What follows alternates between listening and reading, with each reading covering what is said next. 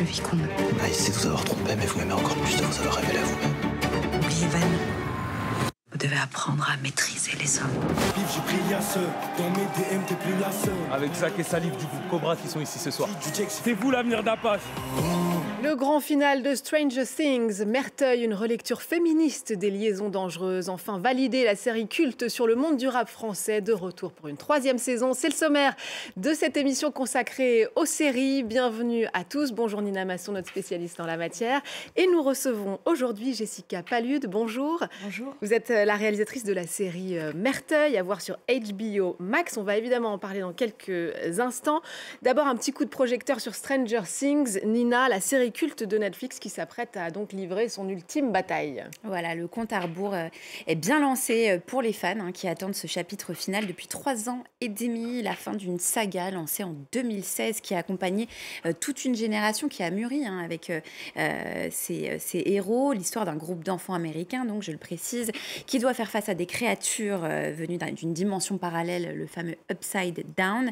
Le 5e et dernier chapitre est clairement pensé comme l'ultime confrontation entre la petite bande d'amis et le grand méchant Vecna. On regarde la bande-annonce.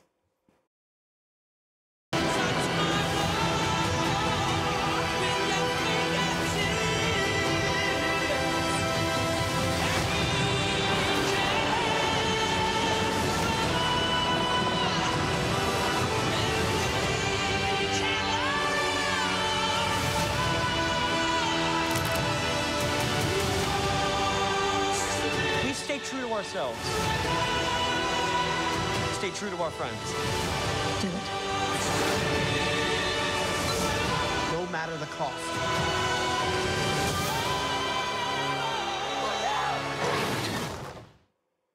Et puis, signe de la fébrilité qui entoure la sortie de cette dernière saison, Nina, une décision radicale a été prise par la production. Même les acteurs n'ont pas pu voir le dernier épisode. Voilà, donc je ne peux pas vous dire, moi, ce qui vous attend. Je ne suis pas VIP à ce point. Donc oui, ils n'ont même pas pu voir l'épisode. Ils ne pourront pas avant sa diffusion finale sur Netflix, en tout cas. Autant dire que les fans sont en ébullition. Alors, pour rappel, Stranger Things, c'est l'une des productions les plus ambitieuses de la plateforme, avec des épisodes qui dépassent parfois les 2 heures pour la 4e saison. Pour vous donner une idée, chaque épisode, c'est 30 millions d'euros, selon le Wall Street Journal. Donc c'est une série phénomène, vraiment générationnelle, l'un des tout premiers blockbusters de Netflix. C'est aussi la série qui a révélé Millie Bobby Brown, alias Eleven dans la série, qui promet un final spectaculaire. Parce que bon, même si elle n'a pas le droit de voir les épisodes, on s'imagine qu'elle sait de quoi ça parle. On écoute. J'ai une confiance totale dans les frères Duffer depuis 10 ans. Je ne vais pas commencer à douter d'eux pour leur dernier tour de piste, mais laissez-moi vous dire une chose, ils vont réussir la fin du voyage et tout le monde va devenir fou. Voilà, verdict le 27 novembre prochain sur Netflix, avant un second chapitre à Noël, puis un final le 31 décembre pour clore définitivement le destin d'Hawkins. Je ne pourrais pas vous en dire plus, j'ai rien vu, mais en tout cas, c'est l'une des plus grosses sorties de l'année.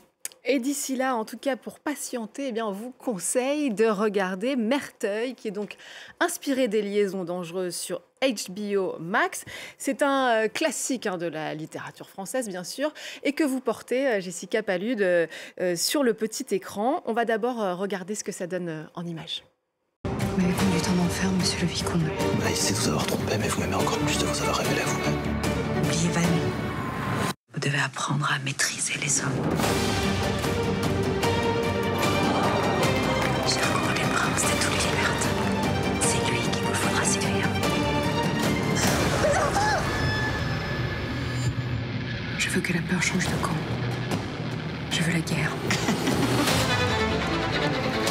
L'amour est d'abord langage. Plus il s'énonce, plus il grandit. Et plus il déborde. Vous avez tout ravagé. Maintenant, c'est moi qui vais vous détruire. Alors moi j'ai une question, la série va-t-elle détrôner Stranger Things au classement mondial des séries les plus vues cette année? Je précise qu'elle est 5e monde sur HBO Max depuis sa sortie la semaine dernière et elle n'est pas encore sortie entièrement, donc il faudra patienter. Mais quel pari fou de s'emparer de ce classique de la littérature, les liaisons dangereuses, monument de la littérature française, qui est aussi l'un des les plus adaptés à l'écran. On pense forcément à Jeanne Moreau chez Roger Vadim en 1960, à l'inoubliable l'inoubliable Glenn Close de Stephen Frears, jusqu'à Sarah Michelle Gellar pour Sex Intention en 1999. Vraiment, chaque génération a trouvé sa marquise de Merteuil. Alors quand HBO a annoncé cette énième variation autour du roman, on s'est dit, est-ce que c'est bien nécessaire? Eh bien oui, 1000 fois oui. C'est ce qu'on se dit après avoir vu votre série. Moi, j'ai pu la voir en entier, j'ai pu être VIP sur ce point-là. Grâce à votre parti pris, Jessica Palud, celui donc de placer la jeune Isabelle au centre du récit, avant qu'elle ne devienne cette redoutable marquise, une femme qui ne se venge plus que d'un seul homme, mais de toute sa condition, finalement, celle imposée aux femmes dans la société patriarcale du XVIIIe siècle. Alors, André Malraux, c'est un de vos producteurs, je crois, qui le citait lors de la promotion de la série. Il disait que la marquise de Merteuil, c'était la première grande héroïne de la littérature française, une héroïne féministe, pourrait-on dire. Alors, est-ce que vous pouvez nous dire en quoi elle est profondément moderne, cette Merteuil-là? Non, mais effectivement, nous déjà, la différence, c'est de raconter l'origine story de cette histoire, d'anticiper l'histoire des liaisons dangereuses, donc comment Merteuil est devenue Merteuil. Et c'est une femme trahie, humiliée par un jeune homme et qui va décider de se venger et d'exploser complètement les codes, et dans un monde extrêmement masculin. Et alors, dans le rôle, on retrouve Anna Maria Bartolomei, qui est fantastique comme d'habitude. Vous l'aviez déjà dirigé dans Maria, votre long métrage. Vous êtes aussi réalisatrice au cinéma. Un film sur Maria Schneider, l'actrice du Dernier Tango à Paris, devenue symbole des victimes et violences sexistes dans le monde du cinéma et sexuel. Pourquoi est-ce que Anna Maria Bartolomei était à nouveau la bonne actrice pour incarner votre héroïne ? Parce que je pense que c'est une immense actrice. C'est vrai que pour Maria, on a vraiment construit un personnage qui était très différent d'Anna Maria. Et pour moi, Anna Maria, c'était une évidence pour Merteuil, parce que c'est une jeune femme extrêmement intelligente, qui a beaucoup d'humour dans la vie. Et je me suis dit qu'elle allait s'amuser avec ce rôle. Bien justement, on va écouter l'actrice qui incarne donc ces deux femmes à l'écran sous votre direction. Elle répondait à Diptyka Leurent pour France 24. Ce sont des femmes que la société patriarcale a essayé de museler, des femmes qui ont été mises à terre et qui ont trouvé la force nécessaire pour se relever et ne jamais perdre leur dignité. On bénéficie aussi des luttes de ces femmes-là. Mais oui, principalement ça, des femmes invisibilisées qui ont tenté, coûte que coûte, de se faire une place dans la société par leurs propres moyens, en déjouant les codes et en créant des nouveaux qui leur soient bénéfiques. Et c'est là d'ailleurs où la série est tellement d'actualité encore aujourd'hui. Finalement, les violences faites aux femmes, ça traverse les siècles. Ça, on est d'accord. Là où la série s'illustre aussi avec force, je trouve, c'est dans sa manière de traiter l'érotisme avec des scènes de sexe dans lesquelles se jouent aussi des enjeux de pouvoir et de domination.